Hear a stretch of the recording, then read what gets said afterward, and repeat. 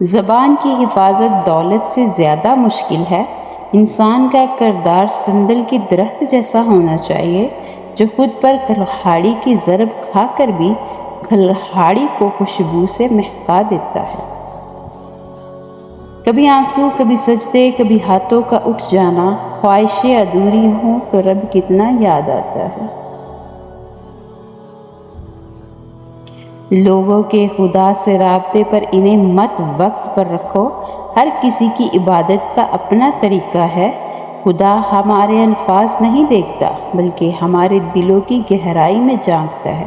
مذہبی تقریبات اور رسومات سے فرق نہیں پڑتا بلکہ یہ کہ ہمارے دلوں میں خلوص کتنا ہے۔ عشق حقیقی ہو یا عشق مجازی، دونوں میں شرکت کی گنجائش نہیں ہوتی۔ دوست وہی جو تمہیں اس وقت پسند کرے جب تم کچھ بھی نہ ہو۔ برے وقت میں کندھے پر رکھا گیا ہاتھ کامیابی پر بجنے والی تالیوں سے زیادہ قیمتی ہوتا ہے۔ اگر آپ اپنی اولاد کو بدترین دوستوں سے بچانا چاہتے ہیں تو آپ خود اپنی اولاد کے بہترین دوست بن جائیں۔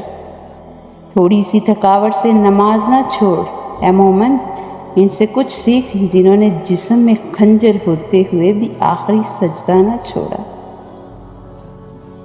انسان صوم و صلات سے نہیں بلکہ معاملات سے پہچانا جاتا ہے۔ ہر معذرت کرنے والا نہ خطا کار ہوتا ہے اور نہ کمزور، یہ صرف تو وفادار لوگوں میں پائی جاتی ہے۔